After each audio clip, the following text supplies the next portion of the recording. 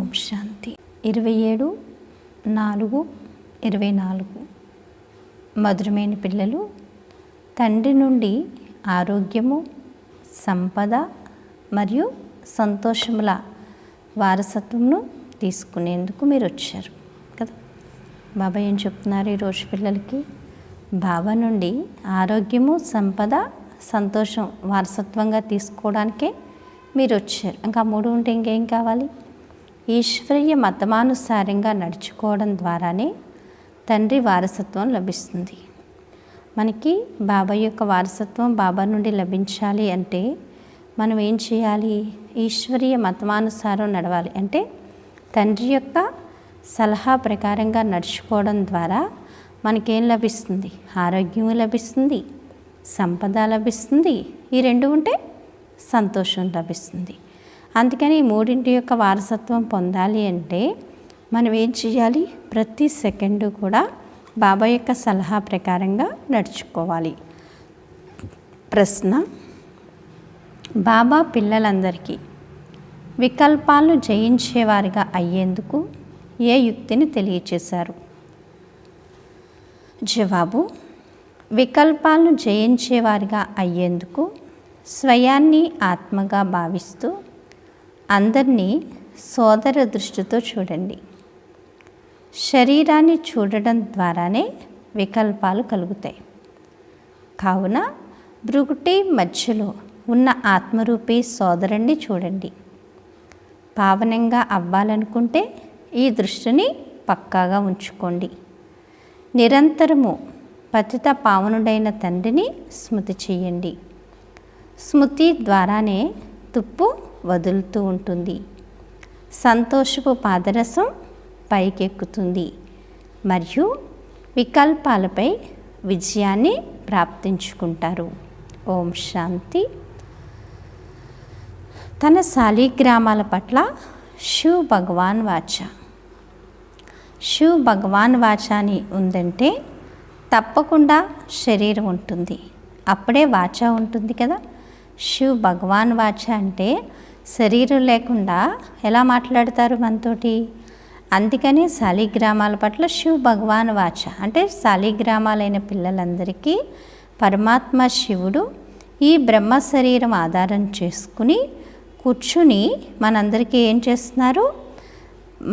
మన జీవితాన్ని ఎలా తయారు చేసుకోవాలనే విధానాన్ని మనకి తెలియచేస్తున్నారు. మాట్లాడేందుకు నోరు తప్పకుండా కావాలి, అలాగే వినేవాళ్లకు చెవులు తప్పకుండా కావాలి కదా. మాట్లాడడానికి నోరు కావాలి, ఆ మాట్లాడే మాటలు వినడానికి మనకేం కావాలి? చెవులు కావాలి. ఆత్మకు చెవులు నోరు కావాలి కదా. ఆత్మ మాట్లాడాలి అన్నా వినాలి అన్నా టోటల్గా ఏం కావాలి? ఈ దేహం కావాలి. ఇప్పుడు పిల్లలైన మీకు ఈశ్వరీయ మతం లభిస్తుంది కదా, భగవంతుడి యొక్క సలహా. దీనినే రామ మతము అని కూడా అంటారు. మిగిలిన వారు రావణుని మతంలో ఉన్నారు. ఈశ్వరీయ మతము మరియు అసురీ మతం ఉన్నాయి. ఈశ్వరీయ మతం అర్ధకల్పం నడుస్తుంది. మనుష్య మతం అని అన్నా అది కూడా అసురీ మతమే. దైవీ మతం ఈశ్వరీయ మతం. ఎందుకంటే తండ్రి ఈశ్వరీయ మతాన్ని ఇచ్చి మిమ్మల్ని దేవతగా తయారు చేస్తారు. అంటే మతం అంటే వేరే ఏం కాదు, బాబా ఇచ్చే సలహా. ఇప్పుడు చూడండి, పెద్దవాళ్ళ సలహా పాటిస్తే జీవితం ఉన్నతంగా అవుతుంది కదా. ఎందుకంటే మీరు ఇలా కాదు, ఇలా నడవాలి, ఇలా ఉండాలి అని చెప్తారు. అది మనం ఎప్పుడైతే పాటిస్తామో లైఫ్ ఆనందంగా వెళ్ళిపోతుంది. అలా కాలేదనుకోండి, అది ముళ్ళబాట పూలబాట తెలియకుండా నడిస్తే తర్వాత పశ్చాత్తాపడినా ప్రయోజనం ఉండదు. అందుకని బాబా ఏం చెప్తున్నారు? ఈశ్వరుని యొక్క సలహా పాటించండి, మీరు దేవతలుగా అయిపోతారు అని చెప్తున్నారు బాబా కదా. దేవతలుగా తయారు చేస్తారు బాబా వచ్చి. అది రావణ మతం కదా, అసురీ మతం. దీనిని రామ సాంప్రదాయం అని, దానిని రావణ సాంప్రదాయం అని అంటారు. మనకి రాముడు వచ్చి ఏం చేస్తున్నాడు? పరమాత్మ రాముడు తన యొక్క సలహా ప్రకారంగా నరుణ్ణి నారాయణగా తయారు చేస్తున్నారు. రావణ సాంప్రదాయంగా నారాయణుడు ఏమైపోయాడు? నరుడైపోయాడు. 2 సగం సగం ఉంటాయి, సత్య త్రేతాయుగాల్లో రామమతం ఉంటుంది. అక్కడ జన్మలు కూడా తక్కువగా ఉంటాయి. ఎందుకంటే అక్కడి వారు యోగయుక్త మనుషులు. మరియు ద్వాపర కలియుగాల్లో రావణ మతం ఉంటుంది. ఇక్కడ జన్మలు కూడా చాలా ఉంటాయి. సత్య త్రేతాయుగాల్లో జన్మలు తక్కువ, ఆయుష్ ఎక్కువ. ద్వాపర కలియుగాల్లో జన్మలు ఎక్కువ, ఆయుష్ తక్కువ. ఎందుకంటే వీరు భోగి మనుషులు కావుననే ఆయువు కూడా తక్కువగా ఉంటుంది. ఎన్నో సాంప్రదాయాలు ఏర్పడతాయి మరియు చాలా దుఃఖీలుగా ఉంటారు. రామ మతం వారు మళ్ళీ రావణ మతంతో కలిసిపోతారు. దానితో మొత్తం ప్రపంచమంతా రావణ మతం అయిపోతుంది. మళ్ళీ తండ్రి వచ్చి అందరికీ రామ మతాన్ని ఇస్తారు. సత్యయుగంలో రామమతం, ఈశ్వరీయ మతం ఉంటుంది. దానిని స్వర్గము అని అంటారు. ఈశ్వరీయ మతం లభించడంతో అర్ధకల్పం కొరకు స్వర్గస్థాపన జరుగుతుంది. అది ఎప్పుడైతే పూర్తవుతుందో అప్పుడు రావణ రాజ్యం మొదలవుతుంది. దానిని అసురీ మతం అని అంటారు. మేము అసురీ మతంతో ఏమేం చేసేవారము మరియు ఈశ్వరీయ మతంతో ఏమేం చేస్తున్నాము అని మిమ్మల్ని మీరు ప్రశ్నించుకోండి. మేము రావణ సలహా ప్రకారంగా ఎలా ఉన్నామో ఇప్పుడు భగవంతుడి యొక్క సలహా ప్రకారంగా ఎలా తయారవుతున్నాం అనేది ఒకసారి చూసుకోండి అని చెప్తున్నారు. బాబా అంటున్నారు, ఇంతకు ముందు నరకవాసులుగా ఉండేవారు. మళ్ళీ శివాలయంలో స్వర్గవాసీలుగా అవుతారు. సత్య త్రేతాయుగాలను శివాలయము అని అంటారు. ఏ పేరుతోనైతే స్థాపన అవుతుందో వారి పేరును తప్పకుండా పెడతారు కదా. కావున అది శివాలయము. అక్కడ దేవతలు ఉంటారు. రచయిత అయిన తండ్రియే మీకు ఈ విషయాలను అర్థం చేయిస్తున్నారు. వారేం రచిస్తారు కూడా పిల్లలైన మీరు అర్థం చేసుకున్నారు. బాబా అంటారు, మొత్తం రచనంతా ఈ సమయంలో వారిని హే పతిత పావన లేక ముక్తి ప్రదాత, రావణ రాజ్యం నుండి లేక దుఃఖాల నుండి విముక్తులు చేయి తండ్రి అని పిలుస్తుంది కదా. ప్రపంచంలో ఉండే వాళ్ళందరూ ఏమని పిలుస్తున్నారు? ఓ పతిత పావన, ఓ పరమాత్మ తండ్రి రా, మమ్మల్ని దుఃఖ ప్రపంచం నుండి విముక్తి చెయ్యి, మాకు ముక్తిని ప్రసాదించు అని. ఇప్పుడు మీకు సుఖాన్ని గూర్చి తెలిసింది కావునే దీన్ని దుఃఖంగా భావిస్తున్నారు. లేకపోతే దీన్ని ఎవరు దుఃఖముగా భావించరు. ఏ విధంగా తండ్రి జ్ఞానసాగరుడో మనసు సృష్టికి బీజరూపమో అలాగే మీరు కూడా జ్ఞానస్వరూపులుగా అవుతారు. బీజంతో వృక్షపు జ్ఞానం ఉంటుంది, కానీ అది జడమైంది. బాబా అంటున్నారు, అది చైతన్యమైంది అయితే తప్పకుండా చెప్పి ఉండేది. మీరు చైతన్య వృక్షానికి చెందినవారు కావున మీకు ఆ వృక్షాన్ని గురించి కూడా తెలుసు. తండ్రిని మనుష్య సృష్టికి బీజరూపము, సచ్చిత్ ఆనంద స్వరూపం అని అంటారు. ఈ వృక్షం యొక్క ఉత్పత్తి మరియు పాలన ఎలా జరుగుతుంది అన్నది ఎవ్వరికీ తెలియదు. అలాగని కొత్త వృక్షం ఏదో ఉత్పన్నమవుతుందని అయితే కాదని చెప్తున్నారు బాబా. పాత వృక్షపు మనుషులు వచ్చి రావణు నుండి తమను విముక్తి చేయమని పిలుస్తారని కూడా బాబా అర్థం చేయిస్తున్నారు కదా. ఈ పిల్లలు ఏం చేస్తారు? తండ్రి ఇప్పుడు ఈ రావణ రాజ్యం నుండి మమ్మల్ని విముక్తి చెయ్యి అని. బాబా అంటారు, ఎందుకంటే ఈ సమయంలో రావణ రాజ్యం ఉంది. మనుషులకు రచయితను గూర్చి తెలియదు, అలాగే రచనను గూర్చి తెలియదు. నేను ఒకేసారి స్వర్గాన్ని గూర్చి తెలియచేస్తానని స్వయంగా తండ్రియే తెలియచేస్తారు. బాబా చెప్తున్నారు, రావణుడు రావడంతో మళ్ళీ వామ మార్గంలోకి వెళ్ళిపోతారు. సత్యయుగంలో ఆరోగ్యము సంపద అన్నీ ఉండేవి. ఎక్కడ? స్వర్గంలో. తండ్రి నుండి ఆరోగ్యము సంపద సంతోషపు వారసత్వం తీసుకునేందుకు మీరు ఇక్కడికి వచ్చారు. ఎందుకంటే స్వర్గంలో ఎప్పుడూ దుఃఖం అనేదే ఉండదు. మేము కల్పకల్పం పురుషోత్తమ సంగమ యుగంలో పురుషార్థం చేస్తాము అని ఇప్పుడు మీ హృదయంలో ఉంది. దాని పేరు ఎంత బాగుంది. ఇంకే యుగమును అలా పురుషోత్తమమైనది అని అనరు. వాటిలో మెట్లను క్రిందకు దిగుతూనే ఉంటారు కదా. మిగతా యుగాల్లో అయితే కిందకి వస్తూనే ఉంటారు, తండ్రిని పిలుస్తూ ఉంటారు, సమర్పణ కూడా చేస్తూ ఉంటారు. కానీ తండ్రి ఎప్పుడు వస్తారన్నది వారికి తెలియదు. తెలుసా? తెలియదు. భగవంతుడారా వచ్చేవంటే మీ పాదాల కింద మేము పుష్పాల్లో అయిపోతాం, మీకు మా జీవితాన్ని ఇచ్చేస్తాం, ఇంకేం వద్దంటారు.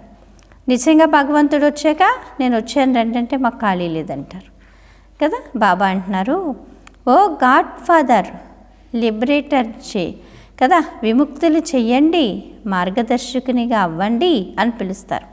ఓ గాడ్ ఫాదర్ తండ్రి, ఓ భగవంతుడారా మమ్మల్ని దుఃఖాల నుంచి విముక్తి చెయ్యి, మార్గదర్శకుడిగా మమ్మల్ని ముక్తిధామానికి తీసుకువెళ్ళు అని చెప్పి పిలుస్తారు.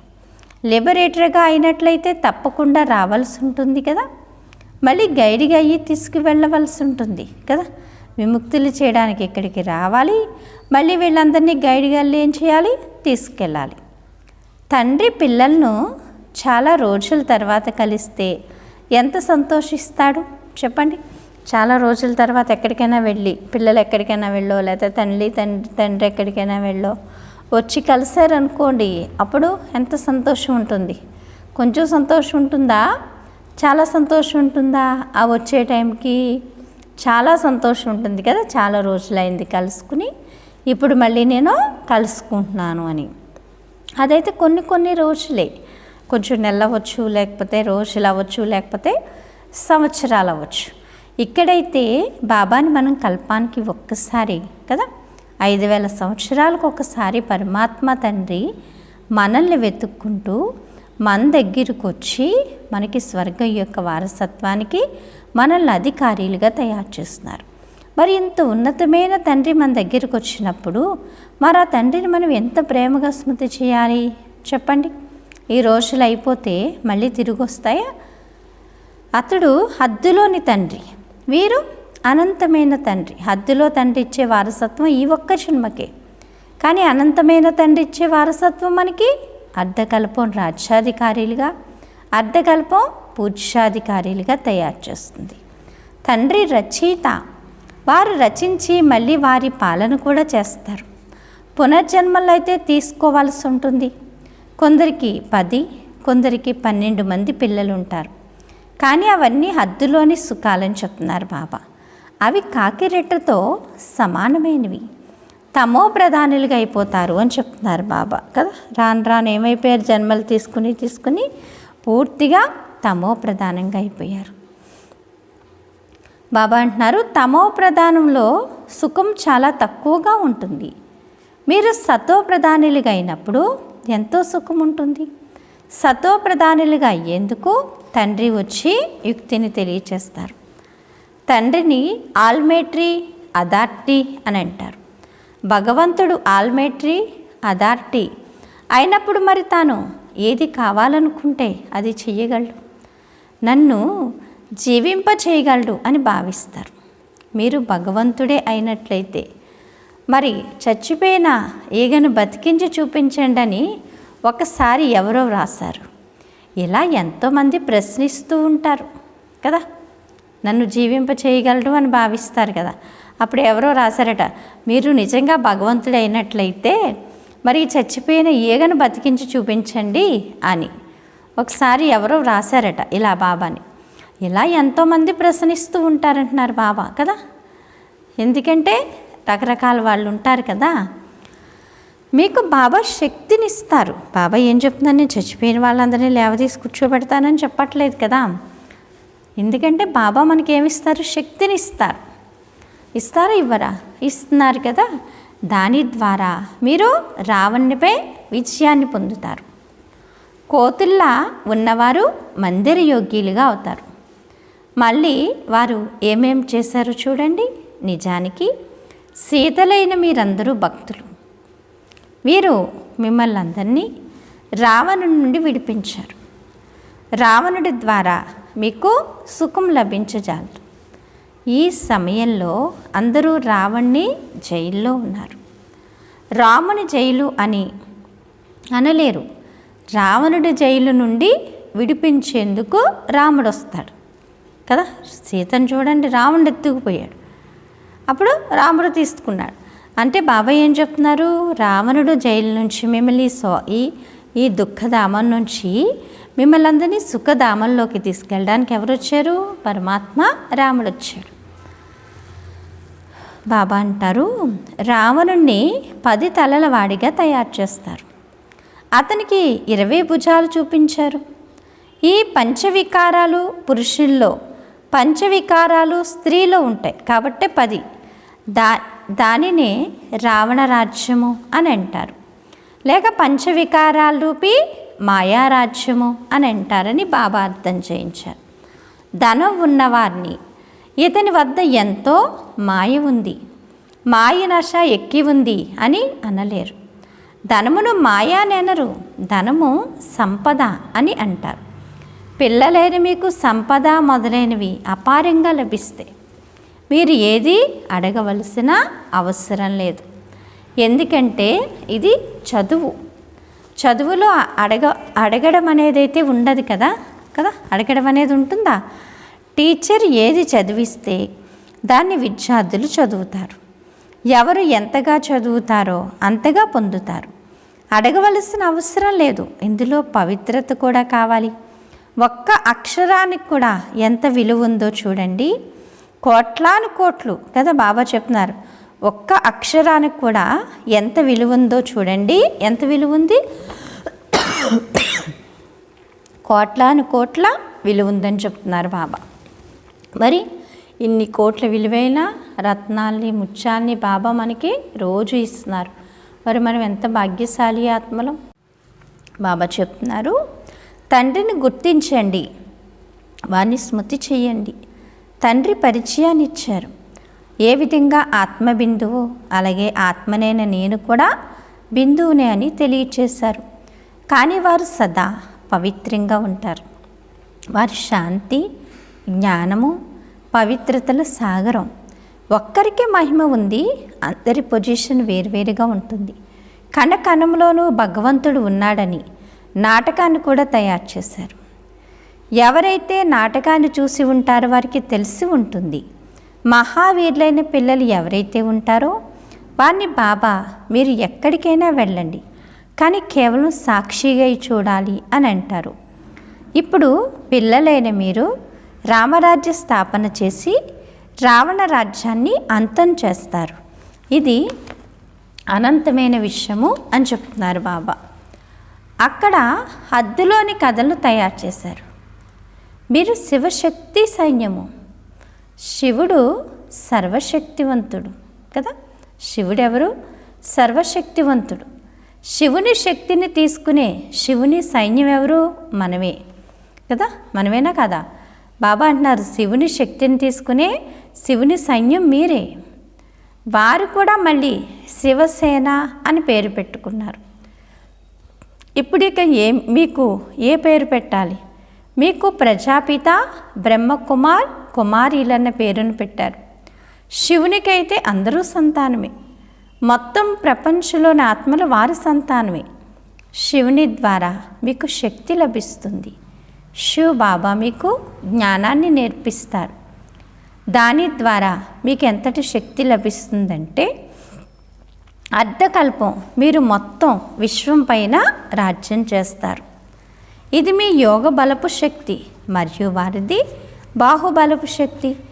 భారతదేశ ప్రాచీన రాజయోగము మహిమ చేయబడింది. భారతదేశ ప్రాచీన యోగాన్ని నేర్చుకోవాలని కోరుకుంటారు. దాని ద్వారా స్వర్గ స్థాపన జరిగింది. క్రీస్తుకు 3000 సంవత్సరాలకు పూర్వం అంటే స్వర్గం ఉండేది అని కూడా అంటారు.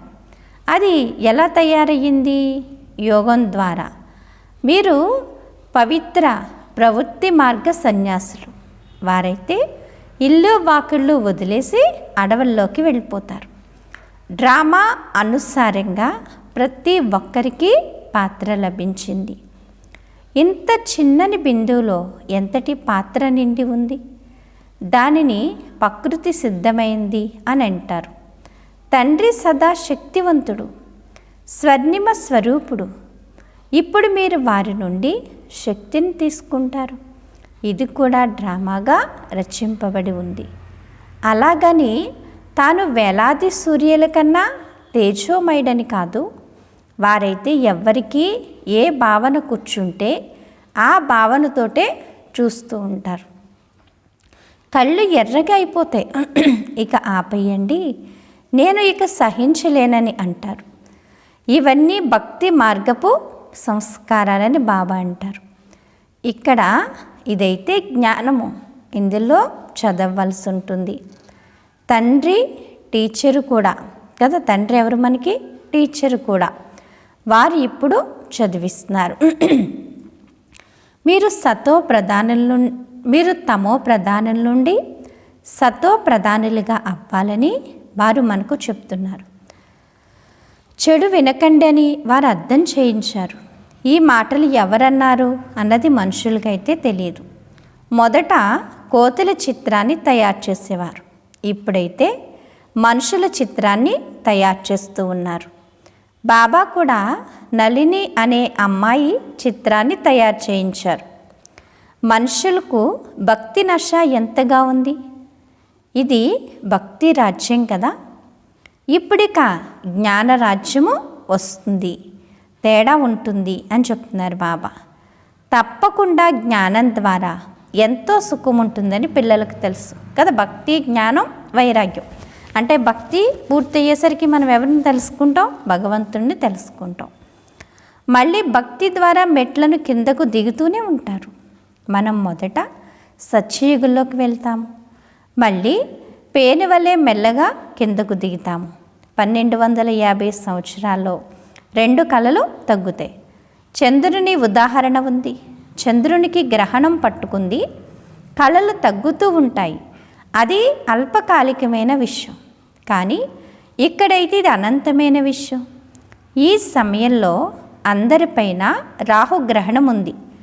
ఉన్నతమైంది బృహస్పతి దశ. అన్నిటికన్నా క్రింద ఉండేది రాహు దశ. పూర్తిగా దివాళా తీస్తారు. బృహస్పతి దశ ద్వారా మనం పైకెక్కుతాము అని చెప్తున్నారు బాబా. వారికి అనంతమైన తండ్రిని గూర్చి తెలియదు. ఇప్పుడు రాహు దశ తప్పకుండా అందరిపైన ఉంది. ఇది కేవలం మీకే తెలుసు, కానీ ఇంకెవ్వరికీ తెలియదు. బాబా అంటారు, రాహు దశయే నిరుపేదలుగా తయారు చేస్తుంది. బృహస్పతి దశ ద్వారా సుసంపన్నులుగా అవుతారు. రాహు దశ ద్వారా కిందకు వచ్చేస్తారు. మళ్ళీ బృహస్పతి దశ ద్వారా సంపన్నంగా అవుతారు. భారతదేశము ఎంత సుసంపన్నంగా ఉండేది. ఒక్క భారతదేశమే ఉండేది. సత్యయుగంలో రామరాజ్యము, పవిత్ర రాజ్యము ఉంటుంది. దాని మహిమ జరుగుతుంది. అపవిత్ర రాజ్యంలోని వారు నిర్గుణైన నాలో ఏ గుణము లేదు అని గానం చేస్తారు. నిర్గుణ సంస్థ అని పిలువబడే సంస్థలను కూడా తయారు చేశారు. అరే, ఈ ప్రపంచమంతా నిర్గుణ సంస్థయే కదా, ఏ గుణాలు లేవు. ఇది ఏ ఒక్కరి విషయమో కాదు. చిన్న పిల్లలను ఎప్పుడూ మహాత్ములను పిలుస్తారు, కానీ మీరేమో ఏ గుణము లేనివారు అని అంటున్నారే. నిజానికి ప్రపంచమంతా అలాగే ఉందని చెప్తున్నారు బాబా. అందులో ఏ గుణాలు లేని కారణంగా రాహు యొక్క దశ కూర్చుంది. ఇప్పుడు దానం ఇచ్చినట్లయితే గ్రహణం వదులుతుంది అని తండ్రి తెలియచేస్తున్నారు. అందుకని దానం ఇస్తే గ్రహణం వదులుతుంది కదా బాబా. అందుకని ఏమిస్తారు? దానాన్ని. మనకి పనికిరాని చెత్తంతా ఇచ్చేయాలి. ఇప్పుడైతే అందరూ వెళ్ళవలసిందే కదా. దేహ సహితంగా దేహ ధర్మాలన్నింటినీ వదలండి. స్వయాన్ని ఆత్మగా నిశ్చయం చేసుకోండి. ఇప్పటికి మీరు తిరిగి వెళ్ళాలి. పవిత్రంగా లేని కారణంగా ఎవరూ తిరిగి వెళ్ళలేరు. ఇప్పుడు తండ్రి పవిత్రంగా అయ్యేందుకు యుక్తిని తెలియచేస్తున్నారు. అనంతమైన తండ్రిని స్మృతి చేయండి. బాబా, మేము మర్చిపోతున్నాము అని చాలామంది అంటారు. బాబా అంటున్నారు, మధురమైన పిల్లలు, పతిత పావనుడైన తండ్రిని మీరు మర్చిపోతే మరి మీరు పావనులుగా ఎలా అవుతారు అని బాబా అంటారు కదా. మరి రచనే ఇంత తెలివిగా ఉంటే మరి ఇంతమందిని పాలించే రచయితకి ఇంకెంత తెలివి ఉంటుంది చెప్పండి కదా. బాబాని అంటున్నారట, బాబా ఏం చేస్తున్నాం మేము మర్చిపోతున్నాము అని. అప్పుడు బాబా ఏమంటున్నారు, మధురమైన పిల్లలు, మిమ్మల్ని పావనంగా తయారు చేసే తండ్రిని మర్చిపోతే మరి మీరు ఎలా తయారవుతారు? అసలు మీరు ఏమి వింటున్నారో ఒకసారి ఆలోచించండి. బాబా అన్నారు, అసలు మీరు రోజు ఏమి వింటున్నారు, బాబా మనకి ఏం చెప్తున్నారు ఒకసారి ఆలోచించండి. బాబా ఏదైతే చెప్తున్నారో పిల్లలు ఏం చేస్తున్నారో దాన్నే మళ్ళీ బాబాకు చెప్తున్నారు. బాబా పిల్లలు మర్చిపోకండి అని చెప్తున్నారు, బాబాకి పిల్లలు ఏం చెప్తున్నారు, మర్చిపోతున్నాము అని చెప్తున్నారు. బాగుందా? జంతువులు కూడా ఎప్పుడు తాము తమ తండ్రిని మర్చిపోతున్నామని అనవు. మరి మీరేమంటున్నారు? అర్థమైందా బాబా ఏమంటున్నారో పిల్లలకి? జంతువులు కూడా ఎప్పుడూ చెప్పవు మేము మా తండ్రిని మర్చిపోతున్నామని. మరి మీరేమంటున్నారు అంటే అర్థం చేసుకోండి దాన్ని బట్టి.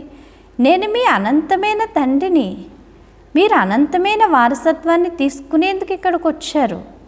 నిరాకారుడైన తండ్రి సాకారంలోకి వచ్చినప్పుడే చదివిస్తారు కదా. ఇప్పుడు తండ్రి ఇతరులోకి ప్రవేశించారు. వీరు బాప్ దాదా ఎవరిలోకి? బ్రహ్మ బాబాలోకి. అందుకే ఏమయ్యారు? బాప్ దాదా కంబైండ్. ఇరువురి ఆత్మ ఈ బ్రుకుటి మధ్యలో ఉంది. మీరు బాప్ దాదా అని అంటారు, మరి తప్పకుండా ఇద్దరు ఆత్మలే కదా, శివ్ బాబా మరియు బ్రహ్మ ఆత్మ. మీరందరూ ప్రజాపిత బ్రహ్మకుమారి కుమారులుగా అయ్యారు. మీకు జ్ఞానం లభిస్తుంది కావున మేమంతా సోదరులమని తెలుసుకున్నారు. మళ్ళీ ప్రజాపిత బ్రహ్మ ద్వారా మనం సోదరులుగా అవుతాము. ఈ స్మృతి పక్కాగా ఉండాలి అని చెప్తున్నారు.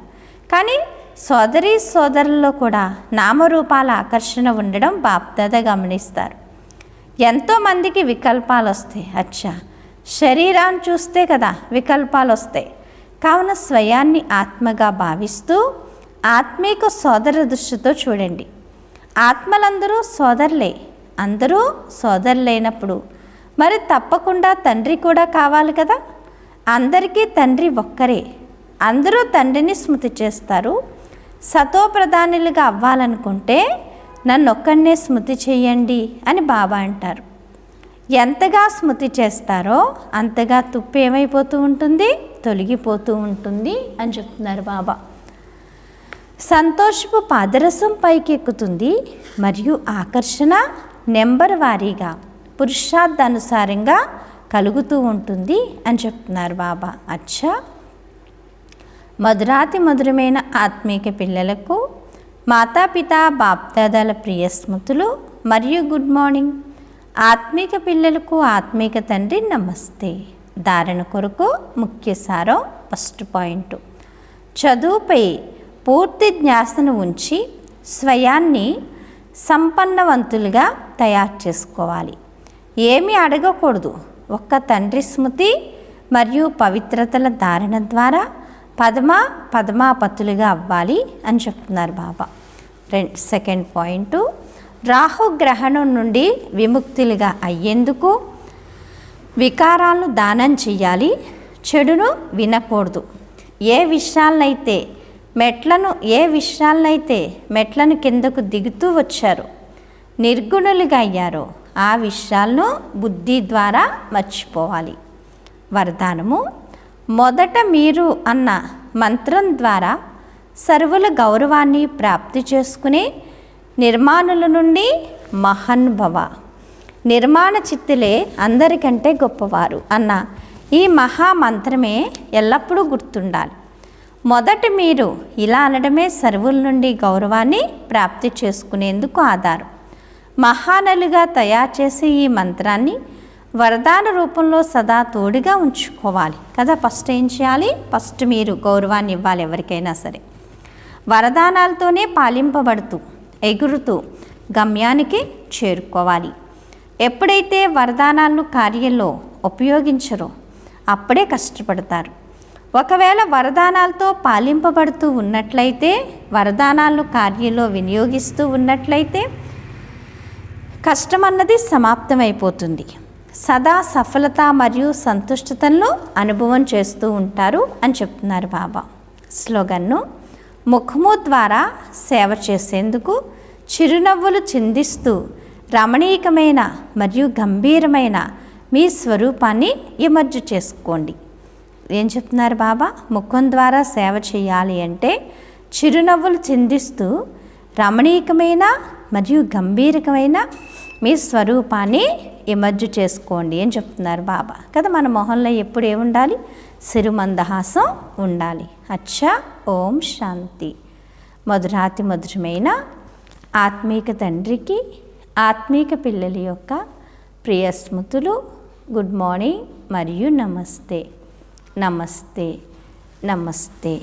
మధురమైన బాబా, ప్రియమైన బాబా, నా బాబా, ధన్యవాదాలు బాబా. ఓం శాంతి. థ్యాంక్ యూ బాబా. ఈరోజు స్వమానం నేను మహాన్నాత్మను అనుకోండి. నేను మహాన్నాత్మను. అచ్చా. ఓం శాంతి.